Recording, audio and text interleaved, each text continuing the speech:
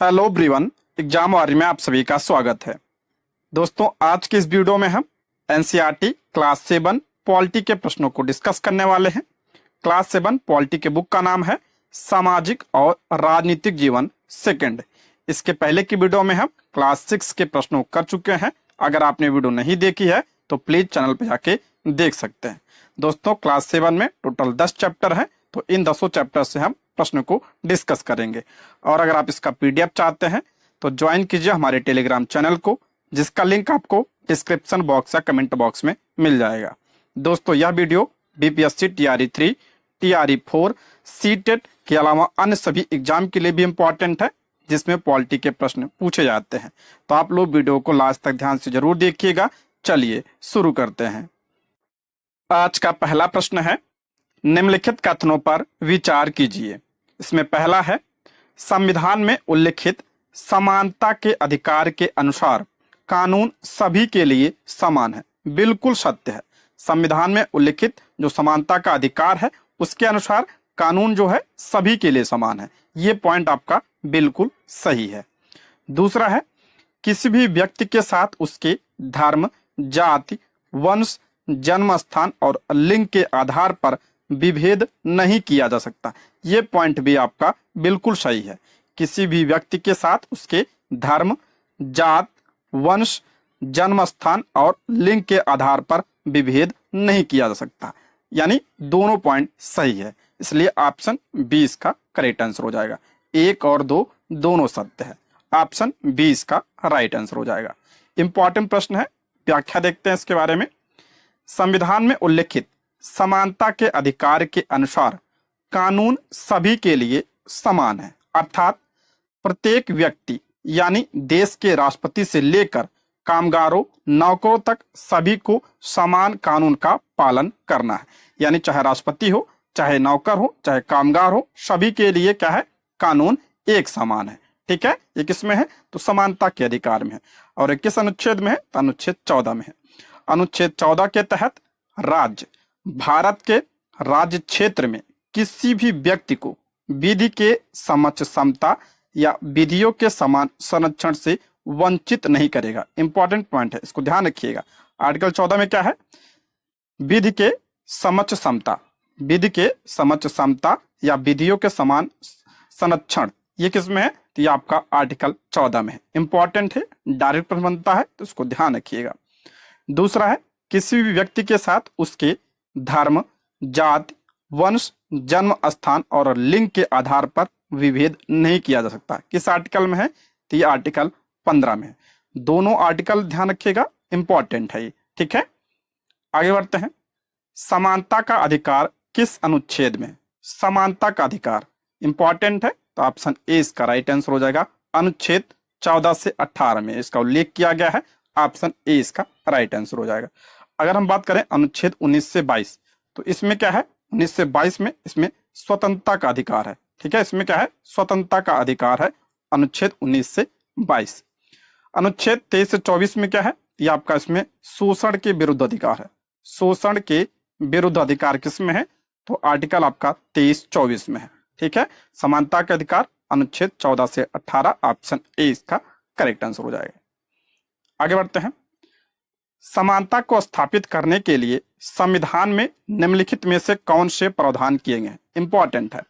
समानता को स्थापित करने के लिए संविधान में निम्नलिखित में से कौन से प्रावधान किए गए हैं? पहला दिया इसमें, कानून की दृष्टि से सभी व्यक्ति समान है। अभी हमने पढ़ा आर्टिकल 14 में जो है कानून जो है सभी के लिए समान है, और कानून की दृष्टि से जो है सभी व्यक्ति क्या है आपके समान है। ये पॉइंट आपका बिल्कुल सही है। दूसरा है, किसी व्यक्ति को धर्म, यहाँ पे कॉमन लगेगा, धर्म, जाति, वंश, जन्म स्थान, लिंग के आधार पर भेदभाव नहीं किया जा सकता। किस आर्टिकल में है तो आर्टिकल 15(1) में इसका उल्लेख किया गया। ये पॉइंट भी आपका सही है। अगला है, हर व्यक्ति सार्वजनिक स्थानों पर जा सकता। ये पॉइंट भी आपका बिल्कुल सही है। कोई भी व्यक्ति जो है, सभी व्यक्ति यानी सार्वजनिक स्थानों पर जा सकता है। ये किस आर्टिकल में है तो आर्टिकल 15(2) में इसका उल्लेख किया गया है। अगला है, अस्पृश्यता का उन्मूलन कर दिया गया, यानी जो छूआछूत है उसको समाप्त कर दिया गया है। किस आर्टिकल में है ये अस्पृश्यता का उन्मूलन? तो आपका आर्टिकल 17 में। इसको भी आप लोग ध्यान रखिएगा। तो इसका राइट आंसर हो जाएगा ऑप्शन ई। सभी कथन आपका सत्य है, ऑप्शन ई इसका राइट आंसर। समानता को स्थापित करने के लिए संविधान में ये सारे प्रावधान किए गए हैं, इंपॉर्टेंट है, इसको ध्यान रखिएगा। एनसीईआरटी के बुक में एग्जैक्ट दिया है ये, तो इसको आप लोग ध्यान रखिएगा, ठीक है। नेक्स्ट बढ़ते हैं। 1950 में भारतीय संविधान में मूल रूप से कितने मौलिक अधिकार शामिल किए गए थे? देखिए, जो एक्स्ट्रा पॉइंट भी बनता है उससे भी संबंधित मैंने प्रश्न इसमें डाला है ताकि आपका रिवीजन हो जाए, ठीक है। इसमें पूछ रहा है 1950 में भारतीय संविधान में मूल रूप से कितने मौलिक अधिकार शामिल किए गए थे? तो मूल रूप से कितने शामिल थे? तो मूल रूप से 7 मौलिक अधिकार शामिल थे। ऑप्शन सी इसका राइट आंसर हो जाएगा। बात करें अगर वर्तमान में कितने मौलिक अधिकार हैं, तो वर्तमान में आपके 6 मौलिक अधिकार हैं। तो एक कहाँ गया? तो जो आपका संपत्ति का अधिकार था, कौन सा अधिकार? संपत्ति का अधिकार। इसे जो है 44वें संविधान संशोधन, इंपॉर्टेंट है, पूछा जाता है। 44वें संविधान संशोधन 1978 के द्वारा इसे मूल अधिकार की सूची से हटा दिया गया। अब ये किसमें शामिल है? तो ये आपका आर्टिकल 300A में शामिल है। अब ये क्या है? तो ये आपका कानूनी अधिकार है। तो संपत्ति का अधिकार है, अब ये क्या रह गया है? बन गया है ये आपका कानूनी अधिकार बन गया है, ठीक है। पहले क्या था? तो मौलिक अधिकार था, इसे 44वें संविधान संशोधन 1978 के द्वारा हटा दिया गया। अब कितने बच्चे हैं मौलिक अधिकार? तो 6 मौलिक अधिकार बच्चे हैं, ठीक है। कौन कौन से हैं यहाँ पे ध्यान रखिएगा, इंपॉर्टेंट है। समानता का अधिकार 14 से 18 में है, आर्टिकल जरूर ध्यान रखिएगा। स्वतंत्रता का अधिकार आपका 19 से 22 में। शोषण के विरुद्ध अधिकार आर्टिकल 23 से 24। धार्मिक स्वतंत्रता का अधिकार आर्टिकल 25 से 28। सांस्कृतिक एवं शैक्षिक अधिकार 21 में है, तो अनुच्छेद 29 से 30 में आपका सांस्कृतिक एवं शैक्षिक अधिकार था। और संवैधानिक उपचारों का अधिकार अनुच्छेद 32 में है, इंपॉर्टेंट है। अनुच्छेद 31 छूट गया, इसमें अनुच्छेद 31 में क्या था? ये संपत्ति का अधिकार है, ठीक है, संपत्ति का अधिकार था। अब इसे हटाकर क्या कर दिया गया है? इसे कानूनी अधिकार बना दिया गया है 44वें संविधान संशोधन के द्वारा। संविधान संशोधन जरूर ध्यान रखिएगा, पूछा जाता है। अगर हम बात करें संवैधानिक उपचारों का अधिकार, इसे संविधान की आत्मा किसने कहा? ये पूछा जाता है। संविधान की आत्मा किसने कहा था? तो इसे संविधान की आत्मा डॉक्टर भीमराव अंबेडकर जी ने कहा था। ये पॉइंट भी आप ध्यान रखिएगा, ठीक है। बात करें अगर हम मौलिक अधिकार की, ये आपका कितने हैं? तो 6 हैं वर्तमान में। मौलिक अधिकार अगर बात करें संविधान के भाग किसमें है? तो भाग 3 में है। किसमें? भाग 3 में है। आर्टिकल की बात करें तो 12 से लेकर 35 तक इसका उल्लेख किया गया है, ठीक है। और पूछा जाए किस देश के संविधान से लिया गया है? ये अमेरिका के संविधान से लिया गया है। अमेरिका के संविधान से आपका ये लिया गया है मौलिक अधिकार, और इसे भारत का मैग्ना कार्टा भी कहा जाता है। इसको भी आप लोग ध्यान रखिएगा। नेक्स्ट बढ़ते हैं। भारतीय संविधान के किस अनुच्छेद ने अस्पृश्यता की प्रथा को समाप्त कर दिया? ये कई बार प्रश्न बना है। तो अस्पृश्यता का अंत, पिछली बार भी पॉलिटी में पूछा गया था प्रश्न, तो आपका आर्टिकल 17 में है। टीआरई 2 में प्रश्न बना था पॉलिटी में, ऑप्शन 20 का करेक्ट आंसर हो जाएगा। आर्टिकल 17 में क्या है? अस्पृश्यता का अंत है, यानी छुआछूत, ठीक है। आर्टिकल 16 में क्या है? इसमें आपका क्या है? आर्टिकल 16 में तो लोक नियोजन के विषय में अवसर की समता, लोक नियोजन के विषय में अवसर की समता किसमें है? अनुच्छेद 16 में है। और अनुच्छेद 18 में क्या है? तो उपाधियों का अंत, उपाधियों का अंत किसमें है? तो आपका आर्टिकल 18 में है। आर्टिकल 17 में अस्पृश्यता का अंत है, ठीक है। नेक्स्ट है, निम्नलिखित में से कौन सा सुमेलित नहीं है? इसमें पूछ रहा कौन सा सुमेलित नहीं है? पहला है समानता का अधिकार, 14 से 18 बिल्कुल सही है। शोषण के विरुद्ध अधिकार, तो आपका अनुच्छेद 23 से 24 ये भी सही है।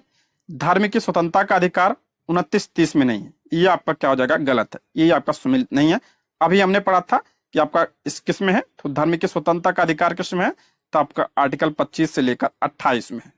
29-30 में क्या है? इसमें सांस्कृतिक और शैक्षिक अधिकार है, ठीक है, 29-30 में। बाकी संवैधानिक उपचारों का अधिकार तो आर्टिकल 32 से तो बिल्कुल सही है, तो इसमें सही नहीं पूछा है, तो ऑप्शन सी इसका करेक्ट आंसर हो जाएगा। नेक्स्ट बढ़ते हैं। सार्वभौमिक वयस्क मताधिकार का अर्थ है, इंपॉर्टेंट प्रश्न है ये। सार्वभौमिक वयस्क मताधिकार का अर्थ है, तो इसका अर्थ क्या होता है? तो ऑप्शन डी, सभी वयस्कों को मतदान करने की अनुमति ही क्या कहलाता है? सार्वभौमिक वयस्क मताधिकार कहलाता है। ऑप्शन डी इसका राइट आंसर हो जाएगा। एग्जैक्ट एनसीईआरटी में दिया है ये, ऑप्शन डी इसका करेक्ट आंसर हो जाएगा। सार्वभौमिक वयस्क मताधिकार जात, लिंग, धर्म, सामाजिक स्थिति, जातीयता आदि के बावजूद सभी नागरिकों को वोट देने का अधिकार देती है। इंपॉर्टेंट, इसको ध्यान रखिएगा। देखिए, जो मत का अधिकार है, बिना जाति देखे, बिना लिंग देखे, बिना धर्म देखे, बिना सामाजिक स्थिति या जात बिना देखे जो है वोट देने का अधिकार प्रदान करता है। यही आपका क्या है, सार्वभौमिक वयस्क मताधिकार है। इसका मतलब यह हुआ कि सभी वयस्कों को वोट देने की अनुमति है। ठीक है, सभी जो वयस्क हैं उन्हें वोट देने की अनुमति प्रदान किया गया है। हमारा संविधान 18 साल से ऊपर के सभी वयस्कों को वोट देने का अधिकार देता है। ठीक है, 18 साल के ऊपर जो भी है उन्हें वोट देने का अधिकार प्राप्त है। अगला प्रश्न है, सार्वभौमिक वयस्क मताधिकार का विचार किस पर आधारित है? इंपॉर्टेंट है, ऐसे प्रश्न आपके एग्जाम में बनते हैं तो आप लोग गलत करके चले आते हैं। सार्वभौमिक वयस्क मताधिकार का विचार किस पर आधारित है? तो आपका समानता के विचार पर आधारित है। समानता के विचार पर। ऑप्शन ए इसका राइट आंसर हो जाएगा। अभी देखिए, हमने यही पढ़ा था कि जो सार्वभौमिक वयस्क मताधिकार है ये आपका जात, लिंग, धर्म, सामाजिक स्थिति, जातीयता आदि के बावजूद सभी नागरिकों को वोट देने का अधिकार प्रदान करते हैं। यानी ये सब बिना देखे ही वोट देने का अधिकार प्रदान किया गया है। इसी को क्या कहा जाता है, किस विचार पर है? तो आपका समानता के विचार पर आधारित है ये। ठीक है, इंपॉर्टेंट है, इसको ध्यान रखिएगा। ऑप्शन ए इसका करेक्ट आंसर हो जाएगा। नेक्स्ट है, जूठन किसकी आत्मकथा? इंपॉर्टेंट है, आपके लिए पूछा जा सकता है। जूठन किसकी आत्मकथा है? पहले चैप्टर में दिया है ये। तो आपका ऑप्शन डी, ओम प्रकाश वाल्मीकि की रचना है ये, आत्मकथा है इनकी। ऑप्शन डी इसका करेक्ट आंसर हो जाएगा। दलित लेखक थे ये। ऑप्शन डी इसका करेक्ट आंसर हो जाएगा। नेक्स्ट है, एक लिखित अथवा अलिखित नियमों का कौन सा समूह जिसके अनुसार राज्य का शासन चलाया जाता है? इंपॉर्टेंट है, सभी को पता होगा। देखिए, लिखित अथवा अलिखित नियम जिसके अनुसार राज्य का शासन चलाया जाता है उसे क्या कहते हैं? उसे संविधान कहा जाता है। ठीक है, ऑप्शन बी इसका करेक्ट आंसर हो जाएगा। Option B. आप लोग कमेंट बॉक्स में बताइए कि पहला लिखित संविधान किसका है और सबसे बड़ा लिखित संविधान किसका है। दोनों कमेंट बॉक्स में आप लोग बताइए। ठीक है, अगला है, लोकतांत्रिक सरकार के मुख्य तत्व कौन है? इंपॉर्टेंट है, ये चैप्टर आपके लिए बहुत इंपॉर्टेंट है। ऐसे प्रश्न आप उठा के देखेंगे, अब की बार ऐसे कई सारे प्रश्न बने थे। लोकतांत्रिक सरकार के मुख्य तत्व, फिर आप लोग कहते हैं कि जो है आप लोग अच्छे से पढ़ते नहीं एनसीईआरटी, फिर बोलते हैं कि पता नहीं कहां से पूछ लिया है। सारे प्रश्न एनसीईआरटी बेस्ड ही पूछे जाते हैं। आप लोग को चाहिए फैक्ट चाहिए, थ्योरी पढ़ते नहीं आप लोग अच्छे से। लेकिन अब बीपीएससी थ्योरी पूछता है, तो आप लोग जो है बुक को ध्यान से पढ़िएगा। ठीक है, इसमें दिया लोकतांत्रिक सरकार के मुख्य तत्व कौन से हैं? पहला है लोगों की भागीदारी, बिल्कुल सही है। लोगों की भागीदारी होगी तभी लोकतांत्रिक सरकार बनेगी। संघर्षों का शांतिपूर्ण समाधान, बिल्कुल सत्य है।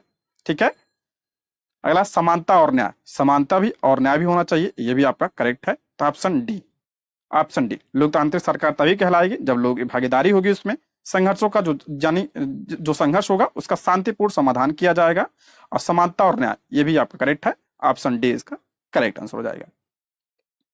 नेक्स्ट है, नागरिक अधिकार आंदोलन सर्वप्रथम कहां हुआ था? नागरिक अधिकार आंदोलन सर्वप्रथम कहां पे हुआ था? तो ये अमेरिका में हुआ था। ऑप्शन सी इसका राइट आंसर हो जाएगा। अभी हम इसके बारे में आगे बढ़ेंगे। नेक्स्ट है, लोकतंत्र की केंद्रीय विशेषता क्या है? देखिए, ऐसे प्रश्न बनते हैं, लोकतंत्र की केंद्रीय विशेषता क्या है? जैसे आपके एग्जाम में प्रश्न बनते हैं, सीटेट में बीपीएससी जैसे पूछता है, वैसे प्रश्न मैंने इसमें बनाने की कोशिश की है।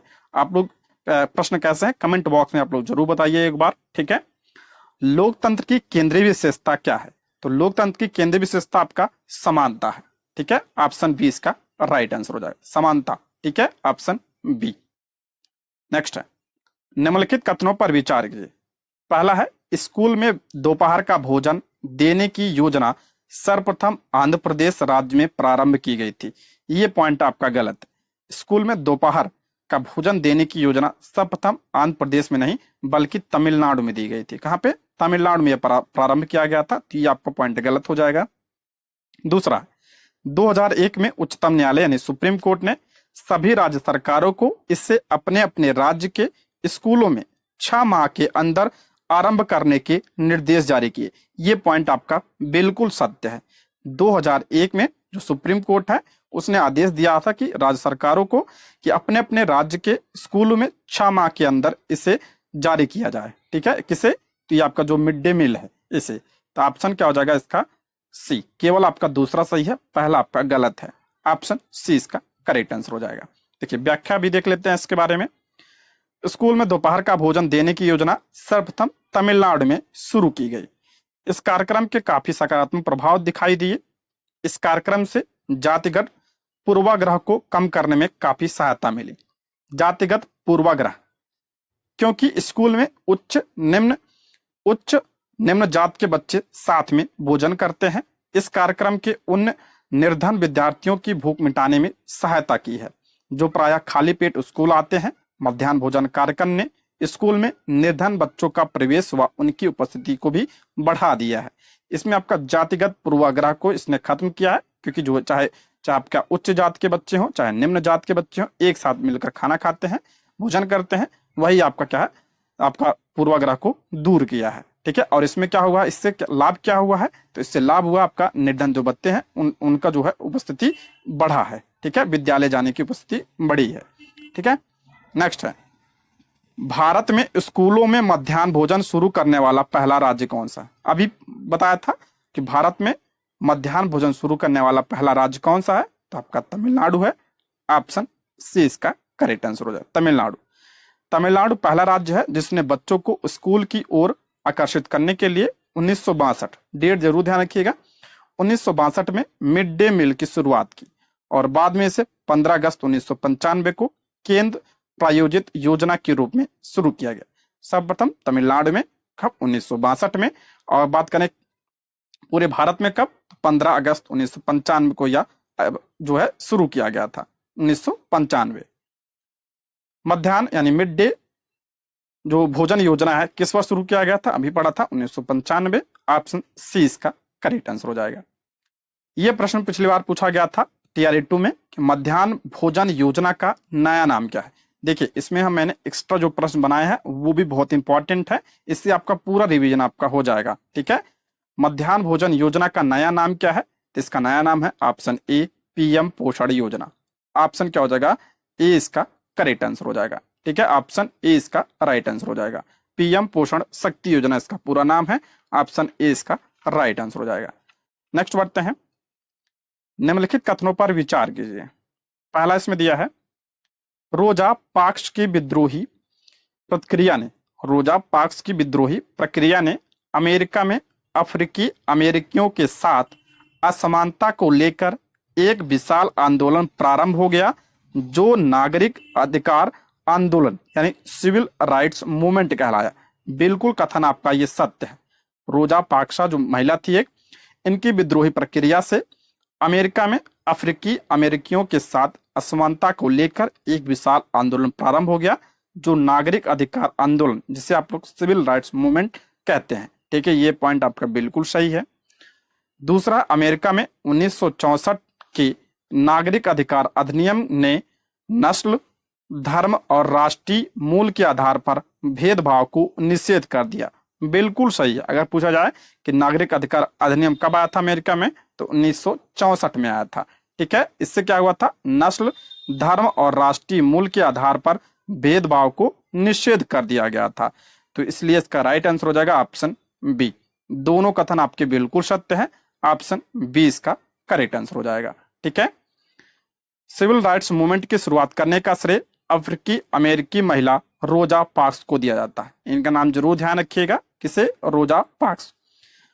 दूसरा, इसी आंदोलन के द्वारा 1964 में नस्ल, धर्म व राष्ट्रीय मूल के आधार पर भेदभाव को निषेध कर दिया गया व अफ्रीकी अमेरिकी बच्चों के लिए सभी स्कूलों के दरवाजे भी खोल दिए गए।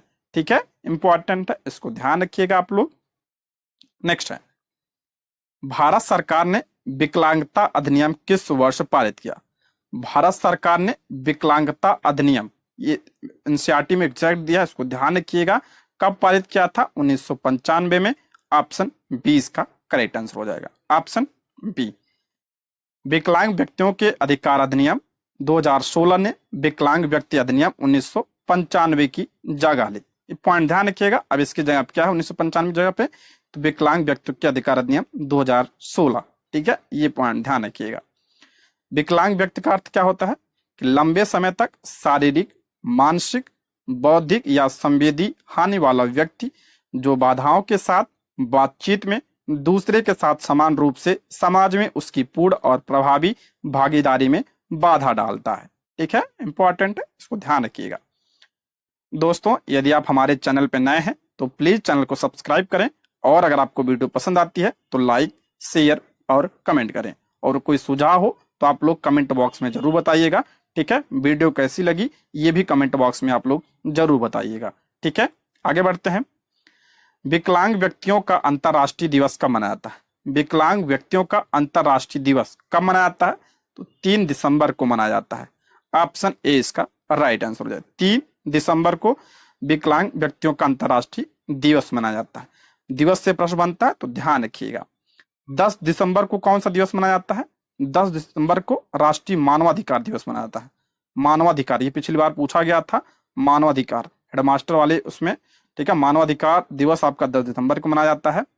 8 मार्च को कौन सा दिवस मनाया जाता है? तो आपका अंतर्राष्ट्रीय महिला दिवस मनाया जाता है। 2 फरवरी को कौन सा दिवस मनाया जाता है? तो आर्द्र भूमि दिवस मनाया जाता है 2 फरवरी को। ठीक है, नेक्स्ट, निम्नलिखित कथनों पर विचार कीजिए। इसमें पहला दिया है, राज्यों में विधायक जनता का प्रतिनिधित्व करते हैं। बिल्कुल सही है। जो राज्य होता है, राज्यों में विधायक क्या होते हैं? जनता के प्रतिनिधि होते हैं। बिल्कुल सही है, विधायक को ही तो हम चुनते हैं। बिल्कुल सत्य है ये। भारत के प्रत्येक राज्य में विधानसभा है, ये भी आपका सत्य है। ध्यान रखिए, यहाँ पे राज्य दिया है, भारत में प्रत्येक राज्य में क्या आपका विधानसभा है, ये भी आपका सत्य है।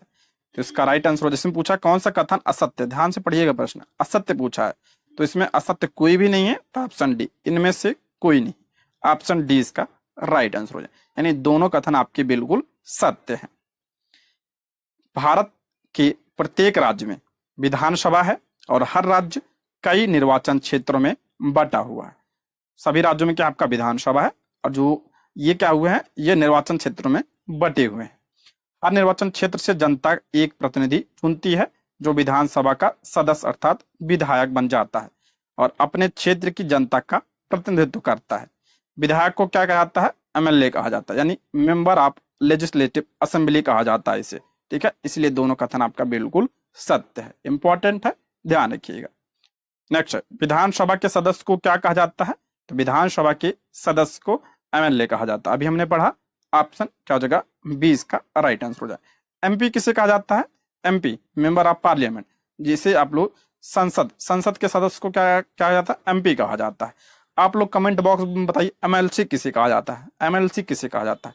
कमेंट जरूर करिएगा अगर आपको पता हो। ठीक है, नेक्स्ट है, राज्य विधानसभा का गठन संविधान के किस अनुच्छेद के तहत किया जाता है? देखिए, एक्स्ट्रा प्रश्न मैंने जोड़ रखा है ताकि इससे आपका रिवीजन हो जाए। राज्य विधानसभा का गठन संविधान के किस अनुच्छेद के तहत किया जाता है? राज्य विधानसभा, तो इसका राइट आंसर हो जाएगा ऑप्शन सी, अनुच्छेद 170 में किया गया है उल्लेख राज्य विधानसभा का। ऑप्शन सी इसका राइट आंसर हो जाएगा। आप लोग कमेंट बॉक्स में बताइए कि बिहार राज्य की विधानसभा सीट कितनी है, कमेंट जरूर करिएगा। ठीक है, नेक्स्ट है, बिहार विधान परिषद का गठन निम्नलिखित में से किस अधिनियम द्वारा किया गया था? देखिए, ये प्रश्न मैंने डाल रखा है, इंपॉर्टेंट है।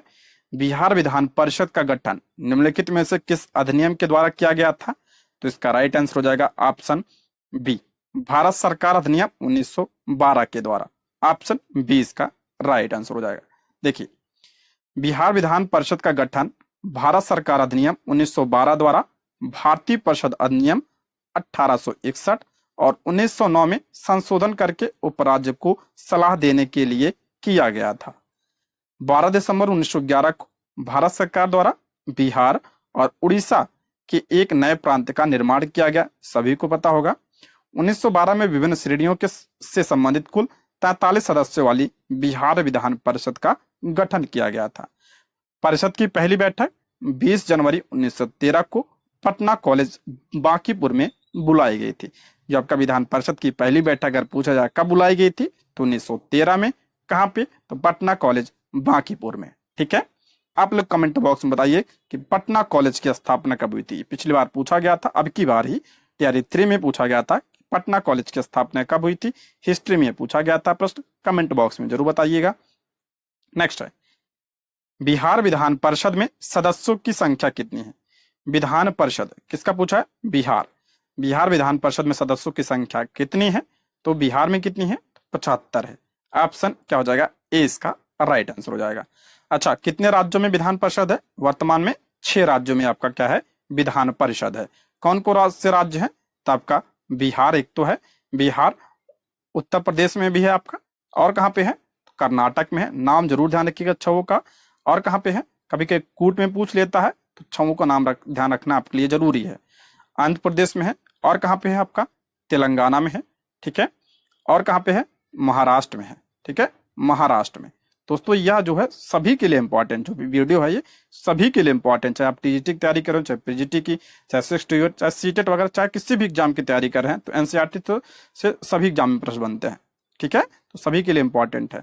हम बात कर रहे थे विधान परिषद की, तो 6 राज्यों में है, बिहार, उत्तर प्रदेश, कर्नाटक, मध्य आंध्र प्रदेश, तेलंगाना और महाराष्ट्र में है। ठीक है, अगर पूछा सर्वाधिक सीट की कहाँ पे है? विधान परिषद की 100 सीटें सर्वाधिक हैं। कहाँ पे? उत्तर प्रदेश में। बिहार में आप कहाँ कितने सीटें हैं? तो 75 सीटें हैं। ठीक है। पहले आम चुनाव 1952 के बाद सदस्यों की संख्या कितनी थी? 72। ये बिहार की बात हो रही है। और 1958 तक यह संख्या बढ़कर 96 हो गई थी। झारखंड के निर्माण के साथ संसद द्वारा पारित बिहार पुनर्गठन अधिनियम 2000 के परिणाम स्वरूप बिहार विधान परिषद की संख्या 96 से घटकर कितनी हो गई? तो 75। वर्तमान में कितनी है? तो 75। झारखंड निर्माण के बाद कितना हो गया? तो आपका जो है 75। ठीक है। नेक्स्ट, हिमाचल प्रदेश में विधानसभा की सीटें कितनी है? ये आपके एनसीईआरटी के चैप्टर में ही दिया है। हिमाचल प्रदेश में विधानसभा कितनी सीटें हैं? तो 68 सीटें हैं। ऑप्शन ए इसका राइट आंसर हो जाएगा। नेक्स्ट, भारतीय संविधान का कौन सा अनुच्छेद राज्य में विधान परिषद का प्रावधान करता है? विधान परिषद का प्रावधान कौन सा अनुच्छेद? आपका ऑप्शन 20 का राइट आंसर हो जाएगा। आर्टिकल 169। ऑप्शन क्या हो जाएगा? 20 का करेक्ट आंसर हो जाएगा। ठीक है। नेक्स्ट है, राज्य का प्रमुख कौन होता है? पूछ रहा राज्य का प्रमुख, तो आपका सभी को पता होगा, राज्य का प्रमुख राज्यपाल होता है। ऑप्शन ए इसका करेक्ट आंसर हो जाएगा। राज्य का प्रमुख कौन होता है? राज्यपाल। अगर पूछा जाए देश का प्रमुख कौन है, तो आपका राष्ट्रपति। राज्य का पूछ रहा है तो यहाँ पे राज्यपाल होगा। ठीक है। संवैधानिक प्रमुख होता है। ठीक है, संवैधानिक। और ऐसे राष्ट्रपति भी आपका संवैधानिक प्रमुख होता है। ठीक है। अगर पूछा जाए वास्तविक कौन होता है, तो केंद्र में आपका प्रधानमंत्री होता है। और अगर पूछा जाए राज्य में, तो आपका वास्तविक तो आपका कौन होता है? तो आपका मुख्यमंत्री यानी सीएम होता है।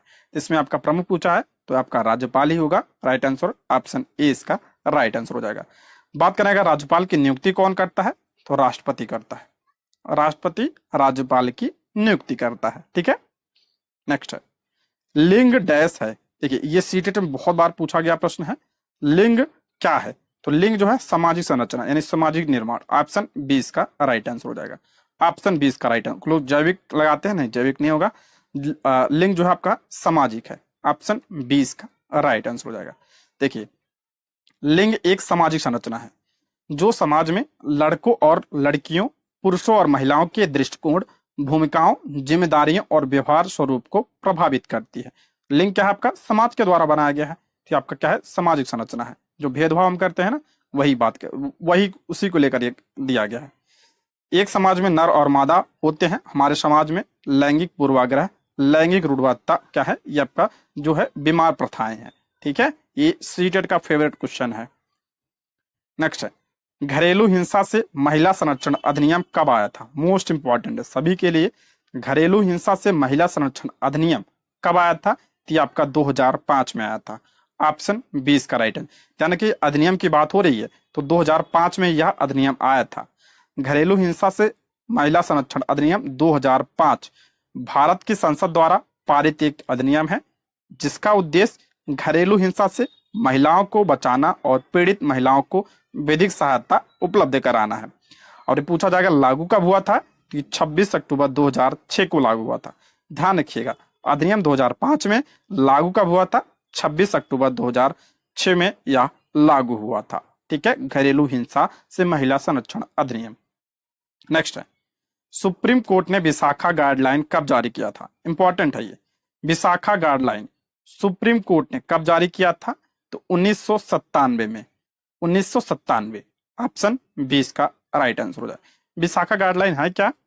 तो 1997 में सर्वोच्च न्यायालय ने, सुप्रीम कोर्ट ने, कार्य करने के स्थान पर शैक्षणिक संस्थाओं में महिलाओं के साथ होने वाली यौन प्रताड़ना से उन्हें सुरक्षा प्रदान करने हेतु दिशा निर्देश जारी किए, जिसे विशाखा गाइडलाइन कहते हैं।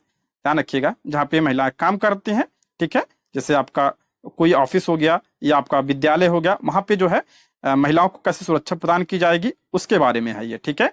तो ये आपका यही है विशाखा गाइडलाइन, सुप्रीम कोर्ट ने 1997 में इसे जारी किया था, ठीक है। नेक्स्ट है, अंतर्राष्ट्रीय महिला दिवस कब मनाया जाता है? तो 8 मार्च को अंतर्राष्ट्रीय महिला दिवस मनाया जाता है।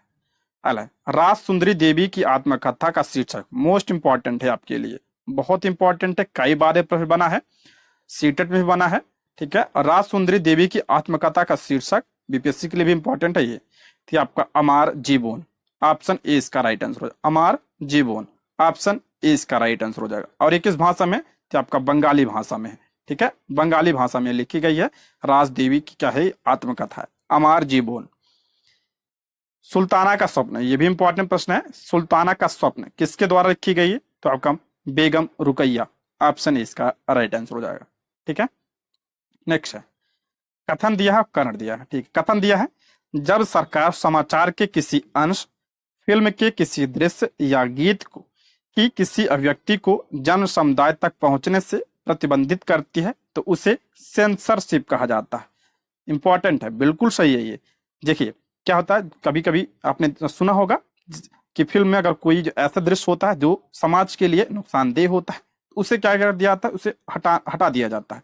उसी को क्या कहते हैं? उसी को सेंसरशिप कहा जाता है, ठीक है। वही बात कर रहा है कि समाचार से किसी अंश, फिल्म के किसी दृश्य या गीत किसी अभिव्यक्ति को जन समुदाय तक पहुंचने से प्रतिबंधित करती है तो उसे सेंसरशिप कहा जाता है, यानी उसे हटा दिया जाता है, ठीक है, बिल्कुल सही है ये। दूसरा, इतिहास में ऐसे मौके भी आए हैं जब सरकार ने संचार माध्यमों के ऊपर सेंसर लगाया। इसमें सबसे बुरा समय 1975 से 77 तक आपातकाल का था, बिल्कुल सत्य है ये। देखिए आपातकाल के दौरान क्या हुआ था? सेंसरशिप लगाया गया था, ठीक है, समाचार पत्रों पर कि क्या प्रकाशित होगा क्या नहीं, ये आपका सरकार डिसाइड करती थी, ठीक है। तो ये भी आपका सत्य है। देखिए ऑप्शन बी इसका राइट आंसर, दोनों सही है लेकिन कारण की पुष्टि नहीं करता, दोनों अपनी अपनी जगह सही है, ऑप्शन बी इसका राइट आंसर हो जाएगा। नेक्स्ट है, वर्ष 1975 में आपातकाल के समय भारत के राष्ट्रपति कौन थे? 1975 में आपातकाल के समय भारत के राष्ट्रपति कौन थे? मैंने एक्स्ट्रा पॉइंट जोड़ रखा है, इंपॉर्टेंट है ये। कौन थे? तो ऑप्शन बी फखरुद्दीन अली अहमद। कई बार ये प्रश्न बना है इसलिए मैंने इसको जोड़ा इसमें, ऑप्शन सी इसका राइट आंसर हो जाएगा। निम्नलिखित में से कौन सा अनुच्छेद राष्ट्रीय आपातकाल से संबंधित है? राष्ट्रीय आपातकाल से संबंधित कौन सा है? तो अनुच्छेद 352, ऑप्शन ए इसका राइट आंसर हो जाए। देखिए हमारे संविधान में 3 प्रकार के क्या है? आपातकाल है। एक तो आपका 352 राष्ट्रीय आपातकाल, दूसरा 356 ये आप इसमें क्या है? राष्ट्रपति शासन है, राष्ट्रपति शासन किसमें है? 356 में है। 360 में आपका क्या है? तो वित्तीय आपातकाल है, ठीक है, वित्तीय आपातकाल किसमें है? तो 360 में। नेक्स्ट है, खबर लहरिया अखबार के संदर्भ में निम्नलिखित कथनों पर विचार, इंपॉर्टेंट है ये। खबर लहरिया अखबार के संदर्भ में इसमें दिया है, पहला है, उत्तर प्रदेश के चित्रकूट जिले की 8 दलित महिलाओं द्वारा हर 15 दिन पर खबर लहरिया नामक अखबार निकाला जाता है, बिल्कुल सही है। ये आपका उत्तर प्रदेश के चित्रकूट जिले की 8 दलित महिलाओं के द्वारा यह अखबार निकाला जाता है जिसका नाम है खबर लहरिया, ठीक है। डायरेक्ट भी पूछा जा सकता है कि खबर लहरिया कहाँ से संबंधित है? तो उत्तर प्रदेश के चित्रकूट से है। इस समाचार पत्र में दलितों से संबंधित विषयों, स्त्रियों के प्रति हिंसा, राजनीतिक भ्रष्टाचार से संबंधित खबरें होती हैं, बिल्कुल सत्य है ये, ठीक है। अला यह समाचार पत्र स्थानीय बुंदेली भाषा में प्रकाशित होता है, ये भी आपका क्या है? सत्य है। किस भाषा में? तो बुंदेली भाषा में। तो इसका राइट आंसर हो जाएगा ऑप्शन बी। दोनों कथन आपके बिल्कुल सत्य हैं, ऑप्शन बी इसका राइट आंसर हो जाएगा। दोस्तों इसी तरह का आप लोग एससीईआरटी की बुक का चाहते हैं प्रश्न तो आप लोग कमेंट जरूर करिएगा, ठीक है। कमेंट और लाइक जितना करेंगे उसी अकॉर्डिंग हम जो है वीडियो को लाएंगे। निम्नलिखित कथनों पर विचार कीजिए। इसमें पहला दिया है, तमिलनाडु में सप्ताह में 2 बार लगने वाला इरोड का कपड़ा बाजार संसार के विशाल बाजारों में से एक है, बिल्कुल सही है। तमिलनाडु में सप्ताह में 2 बार लगने वाला जो इरोड का कपड़ा बाजार है ये संसार का विशाल बाजारों में से एक है, ठीक है। दादन व्यवस्था इंपॉर्टेंट है, देखिए ऐसे ही प्रश्न पूछता है। दादन व्यवस्था व्यापारी और बुनकरों के बीच की एक व्यवस्था है जिसमें व्यापारी कच्चा माल देता है और बुनकरों से तैयार माल प्राप्त करता है। बिल्कुल क्या है, ये सत्य है। तो इसका राइट आंसर हो जाएगा ऑप्शन बी। दोनों कथन आपके बिल्कुल सत्य हैं। ठीक है। दादन व्यवस्था क्या होता है? तो दादन व्यवस्था में बुनकर व्यापारी द्वारा उपलब्ध सूत व डिजाइन लेते हैं व कपड़ा तैयार करके उन्हें दे देते हैं। इससे बुनकरों की अतिरिक्त मेहनत बच जाती है, जैसे कि सूत खरीदना व कपड़े की डिजाइन पर माथापच्ची करना आदि। लेकिन दादन व्यवस्था में, जो दादन व्यवस्था है, बुनकरों को व्यापारी जो है बहुत कम पैसे देते हैं। व्यापारियों के ऊपर निर्भरता को कम करने और बुनकरों की आमदनी बढ़ाने के लिए सहकारी संस्थाओं का निर्माण किया जाता है, जो व्यापारी से सूद प्राप्त करके बुनकरों में क्या करती है, बांट देती है। सहकारी संस्थाएं विक्रय का भी कार्य करती है, जिससे व्यापारी की भूमिका समाप्त हो जाती है। इससे बुनकर को उचित मूल्य प्राप्त होता है। ठीक है, नेक्स्ट बढ़ते हैं। वर्तमान समय में संचार माध्यमों और विज्ञापनों की छाप युवाओं के जीवन पर पूरी तरह व्याप्त है। इस संदर्भ में निम्नलिखित कथनों पर विचार कीजिए। देखिए, इसमें किसके बारे में दिया है? संचार माध्यमों और विज्ञापनों के बारे में दिया है। कह रहा वर्तमान समय में जो संचार माध्यम है और विज्ञापनों की छाप युवाओं के जीवन पर पूरी तरह क्या है, व्याप्त है। इस संदर्भ में विचार करना है। पहला दिया है, किसी मुद्दे के महत्व या उसकी महत्वहीनता को लेकर जो हम धारणाएं बनाते हैं वे संचार माध्यमों से प्रभावित होती हैं। बिल्कुल सही है।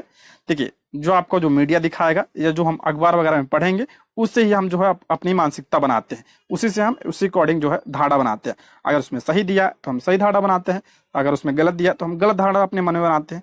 तो वही बात कर रहा है कि जो है उससे प्रभावित होता है, हमारी जो सोच की क्षमता है उन सबसे प्रभावित होती है। बिल्कुल सही है। दूसरा, संचार माध्यम लौकिक धारणाओं और उनके विचारों को एक सुव्यवस्थित एजेंडा चलाकर प्रभावित करते हैं। बिल्कुल क्या है, ये भी आपका सही है। तो ऑप्शन सी इसका राइट आंसर हो जाएगा। Option C. एजेंडा मतलब देखिए आप जैसे कि अगर जो भी मीडिया कहती है वही हम ज्यादातर हम वही मानते हैं, वही बात है। तो ऑप्शन सी इसका राइट आंसर हो जाएगा। नेक्स्ट, आज के परिवेश में हम सभी संचार माध्यमों से घिरे हुए हैं। मानव जीवन में उपयोग लाए जाने वाले संचार संसाधनों के संदर्भ में निम्नलिखित कथनों पर विचार कीजिए और सही कथन का चयन कीजिए। पहला इसमें रेडियो, टीवी, अखबार, इंटरनेट व संचार के अन्य साधनों को संचार माध्यम यानी मीडिया कहा जाता है। बिल्कुल सत्य है। ये जो रेडियो होता है, टीवी, अखबार, इंटरनेट, ये सब क्या है, आपका मीडिया है। मीडिया अंग्रेजी के मीडियम शब्द का बहुवचन है जिसका अर्थ होता है माध्यम। बिल्कुल सत्य है। ये टीवी, रेडियो और अखबार संचार माध्यमों के ऐसे रूप हैं जिनकी पहुंच लाखों लोगों तक, देश और विदेशों के जनसमूह तक है, इसलिए इन्हें जनसंचार माध्यम या मास मीडिया कहते हैं। बिल्कुल क्या है, करेक्ट है। इसका राइट आंसर हो जाएगा ऑप्शन डी। उपयुक्त में से एक से अधिक राइट आंसर, सभी आपका क्या है, सत्य है। ठीक है, नेक्स्ट बढ़ते हैं। टेलीवाइजर एक यंत्र है। टेलीविजन का प्रारंभिक रूप है। जो आपका टेलीवाइजर है एक यंत्र था और ये टेलीविजन का क्या था, प्रारंभिक रूप था। इसका आविष्कार किसने किया था? तो आपका जॉन एल बेयर्ड ने। ऑप्शन ए इसका राइट आंसर हो जाएगा। नेक्स्ट है, दुनिया भर के कई समुदायों को अपने समानता के संघर्ष के कारण सम्मान से पहचाना जाता है। ऐसे ही एक समुदाय तवा मत्स्य संघ जो है, ये समुदाय है तवा मत्स्य संघ के संदर्भ में निम्नलिखित कथनों पर विचार कीजिए। इसको ध्यान से पढ़िएगा। तवा मत्स्य संघ का विवाद छिंदवाड़ा जिले की महादेव पहाड़ियों से निकलने वाली तवा नदी से संबंधित है। ये बिल्कुल सत्य है। ये आपका मध्य प्रदेश से संबंधित है ये संघ। ठीक है, तवा नदी से संबंधित है। ठीक है, दूसरा दिया है, तवा पर एक बांध का निर्माण 1978 में पूरा होने के बाद यहाँ पर कुछ विस्थापितों ने मछली पकड़ने का व्यवसाय शुरू किया। बिल्कुल सही है। कब? 1978 में जो बांध बना तो यहाँ पे जो कुछ विस्थापित थे वो मछली जो है पकड़ना शुरू कर दिए थे। उसके बाद 1994 में सरकार ने तवा बांध के क्षेत्र में मछली पकड़ने का काम निजी ठेकेदारों को सौंप दिया। ये भी सत्य है। 1994 में क्या हुआ कि जो देखिए 1978 में बांध बन के तैयार हुआ, जो ये विस्थापित लोग जो थे ये क्या करते, मछली पकड़ते थे। सरकार ने क्या किया, तो 1994 में क्या किया, जो उसको निजी क्षेत्र ठेकेदारों को दे दिया। इससे विद्रोह हुआ, तभी ये तवा मत्स्य संघ बना। नवगठित तवा मत्स्य संघ के द्वारा चलाए गए लंबे आंदोलन के उपरांत मध्य प्रदेश सरकार ने 1996 में तवा के जलाशयों से मछली पकड़ने का अधिकार यहाँ के विस्थापितों को दे दिया। बिल्कुल सत्य है। जब ये तवा मत्स्य संघ जो है इन्होंने आंदोलन किया, तब जो है 1996 में जो तवा जलाशय था यहाँ पर मछली पकड़ने का जो अधिकार किसे दिया गया, जो वहां पे विस्थापित लोग थे उन्हें प्रदान किया गया। यानी जो ठेकेदारी को सौंपा गया था 1994 में, उसे समाप्त करके इनको दे दिया गया। कब? 1996 में। तो ये भी आपका कथन बिल्कुल सत्य है, तो इसलिए ऑप्शन ए इसका करेक्ट आंसर हो जाएगा। सभी कथन आपके बिल्कुल सत्य हैं। ठीक है दोस्तों, इसमें जितने भी प्रश्न बन सकते थे क्लास 7 से, मैंने सारे प्रश्नों को इसमें शामिल कर दिया था। ठीक है, और वीडियो कैसे लगी कमेंट बॉक्स में आप लोग जरूर बताइएगा। ठीक है, ये रहे आज के प्रश्न। Thank you for watching.